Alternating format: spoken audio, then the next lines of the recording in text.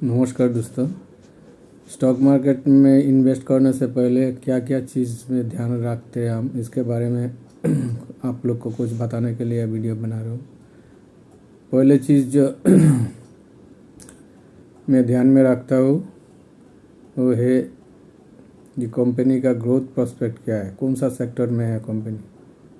जो कंपनी का हम शेयर में ख़रीदने जा रहा हूँ वो कौन सा सेक्टर में काम करता है, उस सेक्टर का ग्रोथ प्रोस्पेक्ट क्या है।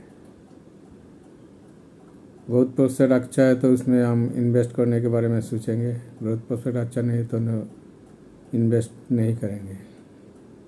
दूसरा चीज़ जो देखते हैं वो देखते हैं उसका सेल्स ग्रोथ और प्रॉफिट ग्रोथ कैसा है कंपनी का। अगर sales growth and profit growth दोनों ही डबल डिजिट में होगा तो भी हम इसमें खरीदने के बारे में सोचेंगे, नहीं तो नहीं खरीदेंगे। सेल्स भी डबल डिजिट में होना चाहिए, प्रॉफिट ग्रोथ भी डबल डिजिट में होना चाहिए। थर्ड जो चीज़ देखते हैं हम देखते हैं PEG रेशियो। पी मतलब प्राइस अर्निंग रेशियो।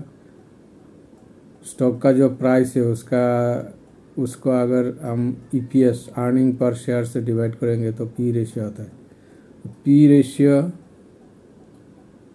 को अगर EPS से डिवाइड करेंगे P रेशियो को तो वो जो होता है PEG रेशियो।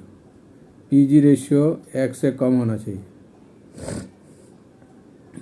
छोटा कंपनी हो तो 1 से कम होना चाहिए, बड़ा कंपनी हो तो ज़्यादा से ज़्यादा 1.5, इससे ज़्यादा नहीं होना चाहिए। उसके बाद जो देखते हैं कंपनी का ROE और ROC स्टॉक का क्या है। ROE कम से कम 15% से ज़्यादा होना चाहिए, ROC भी 15 से ज़्यादा होना चाहिए।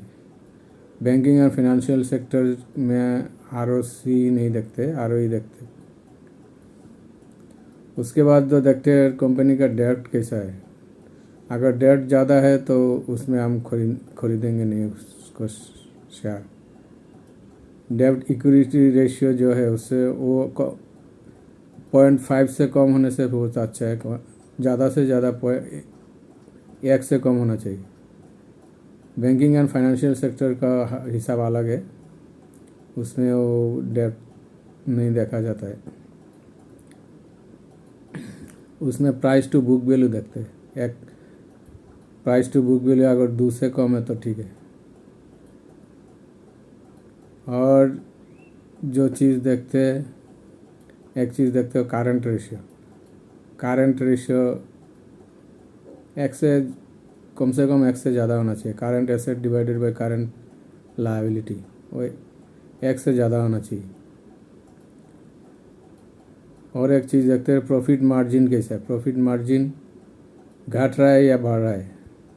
अगर प्रॉफिट मार्जिन बढ़ रहा है तो बहुत बढ़िया है, अगर नहीं भी बढ़ रहा है तो से कम घटना नहीं चाहिए ईयर ऑन ईयर बेसिस में। ये सब चीज़ मेनली हम देखते हैं स्टॉक में इन्वेस्ट करने से पहले। थैंक यू, नमस्कार।